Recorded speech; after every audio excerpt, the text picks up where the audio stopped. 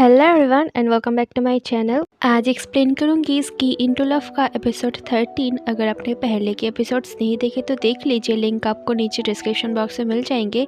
तो चलिए वीडियो को स्टार्ट करते हैं। एपिसोड 13 की स्टार्टिंग में चोंग जी को कहता है, शन ने मेरी वजह से अपने दोनों पैर खो दिए। बचपन में जब वो ठीक से चल भी नहीं पाती थी तब से मैं उसे स्कीइंग कराने ले जाता था। शन स्कीइंग को पसंद करने लगी मेरी वजह से, इसलिए मैं हमेशा खुद को दोष देता हूँ। शन का जूनियर टीम में सिलेक्शन भी हो गया था और मुझे यकीन था वो गोल्ड मेडल ज़रूर जीतेगी, लेकिन विंटर ओलंपिक के टाइम में शन स्टंट करते हुए गिर गई। चोंग उसे देखने हॉस्पिटल आता है। वो अपने पापा को देखता है, उसके पापा रो रहे थे।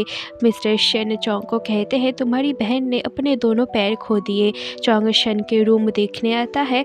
वहाँ उसकी मॉम पहले से बैठी थी और शन बेहोश थी। चोंग शन की पैरों को ढूंढता है पर उसे नहीं मिलता। ये देख उसकी मॉम बहुत रोने लगती है। चोंग अपनी मॉम को पकड़ के रोता है। प्रेजेंट में चोंग रो रहा था। जी कहती है, ये सब के लिए अनएक्सपेक्टेड था, इसमें आपकी कोई गलती नहीं है। चोंग कहता है, कुछ जख्म हील हो जाते हैं लेकिन शन का पैर कभी ठीक नहीं हो सकता। मैंने हमेशा उसके एक नॉर्मल लाइफ के लिए बेस्ट प्रोसेसेस देना चाहा है।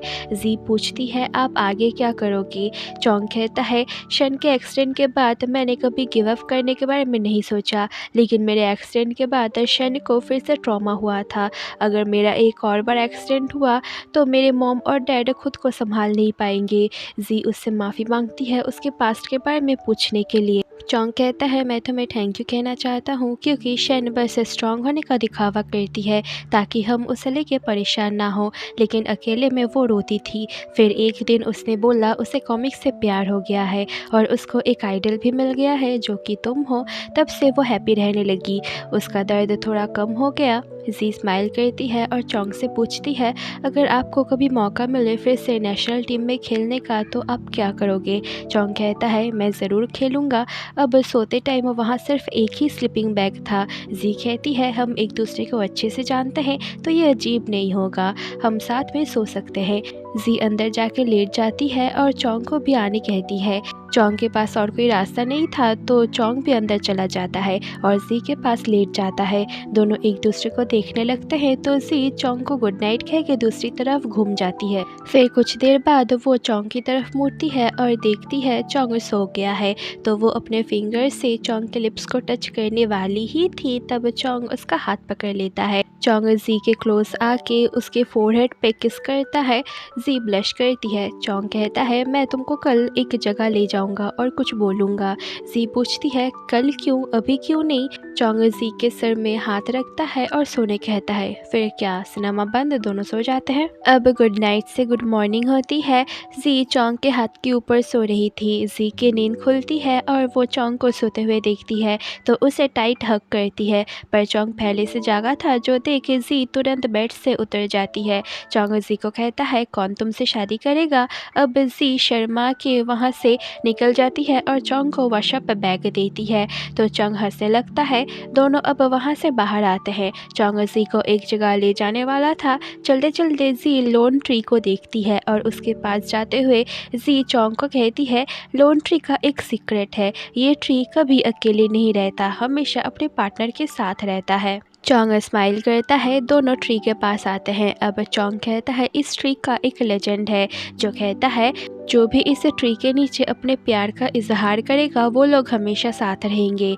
चोंग जी का हाथ पकड़ता है और जी स्माइल करती है। चोंग उसे प्रपोज कर देता है। चोंग कहता है, मैं तुम्हें इस ट्री के नीचे लाया हूँ ताकि हम हमेशा साथ रहे। जी उसके प्यार को एक्सेप्ट करती है। चोंग जी के पास आता है और उसे किस करता है। दोनों किस करते रहते हैं। फिर जी स्माइल करके चोंग को हक करती है। चोंग कहता है, तुमसे मिलने से पहले मेरी लाइफ बहुत सिंपल थी, स्कीइंग के अलावा कुछ नहीं था। तुम मेरे लिए बेस्ट गिफ्ट हो जो गॉड ने मुझे दिया है। जी तो बहुत खुश हो जाती है है और ये मोमेंट दोनों के लिए बहुत स्पेशल होता है। इस तरफ इमिंग बहुत ज़्यादा परेशान हो रहा था। वो जी को ढूंढने के लिए फिर से जाने वाला था, लेकिन तभी वो चोंग की कार को देखता है। वो कार से बाहर आके देखता है चोंग और जी साथ में हैं। ये देख के इमिंग बहुत सैड हो जाता है। बाकी सब लोग उन दोनों को हाथ पकड़े हुए देख के बहुत खुश होते हैं। जी उन्हें सब बताती है। सब लोग तो बहुत ही ज़्यादा हंसने लगते हैं। इधर इमिंग रूम में अकेले परेशान और उदास बैठा था। यान को सर्दी लगी थी। नेक्स्ट सीन में जी फ्रेश होके बाहर आती है और सोचने लगती है चोंग की बात कि वो फिर से लौटना चाहेगा अगर उसको चांस मिले तो। जी ऐसे ही चोंग की एक अलग से स्टोरी बनाती है और कॉमिक की स्टोरी लिखने लगती है। अब सब लंच करने आते हैं और जी एंड चोंग सेफ वापस आए थे, इसके लिए सेलिब्रेट भी करते हैं। इमिंग उन दोनों को साथ में देख के बहुत सैड बैठा था। यान ने सबके लिए स्पेशल नूडल्स बनाया था, लेकिन उसे बहुत सर्दी लगी थी तो वो मेडिसिन लेने चला जाता है। रात को जी ड्रंक होके सबसे बातें कर रही थी। चोंग उसे संभाल रहा था। इमिंग का दिल बार बार टूट रहा था, लेकिन फिर भी वो फेक स्माइल किए जा रहा था। तबीयत खराब में यान लेटा था। वो उठ के किसी को उसके सामने देखता है। वो सोचता है वहाँ हुआयान है, पर फिर देखता है वो नैन थी। नैन उसे पानी और मेडिसिन देती है। नैन उसके पास ही बैठी रहती है। यान अब पास्ट सोचता है, स्कूल वाली नैन को, और अब हम यहाँ पर स्कूल वाले यान को भी देखते हैं।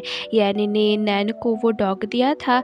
दोनों दोस्त थे, पर यान अपनी लुक्स की वजह से हमेशा नैन को खोने के डर में रहता था। ये सब याद करके यान परेशान होता है। नैन उससे कहती है अभी सो जाओ, अगर कल तक फीवर कम नहीं हुआ तो हम हॉस्पिटल चलेंगे। यान हाँ कहता है और लेट जाता है, तो नैन चली जाती है। इधर मन काम कर रही थी। मिस्टर वांग उसे कॉल करके एक नंबर देता है। ये नंबर चोंग का था। मिस्टर वांग उसे कहता है ये एक बहुत अच्छा रिटायर्ड स्नोबोर्डर है, इसे कॉल करके इसका इंटरव्यू लो तुम्हारे कॉमिक के मटेरियल के लिए। मन हाँ कहती है और कॉल रख देती है। नेक्स्ट डे इमिंग फ्रेश वेजिटेबल्स लेके आता है। यान अभी तक सो रहा था। नैन से पता चलता है जी और चोंग सुबह ही बाहर गए हैं, जो सुन इमिंग फिर सैड हो जाता है। अब यान बाहर आता है। उसका फीवर ठीक हो गया था। बेसी से पता चलता है सब पेडिक्योर करने गए हैं। बेसी यान को हनी वाटर देता है। यान उसे पीने वाला था, तब बेसी कहता है ये हनी वाटर नैन रख के गई है। नैन बेसी को मैसेज भी करता है यान उठा या नहीं, उसका बुखार ठीक हुआ कि नहीं। बेसी यान से पूछता है तुम दोनों के बीच चल क्या रहा है, तो यान बेसी को मार के चला जाता है।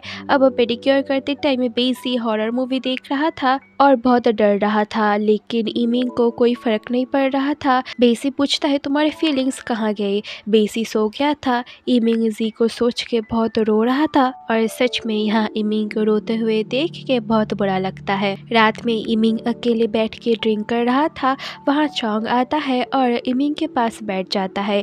दोनों साथ में ड्रिंक करने लगते हैं। इमिंग चोंग को कहता है जी एक बहुत अच्छी और बहादुर लड़की है।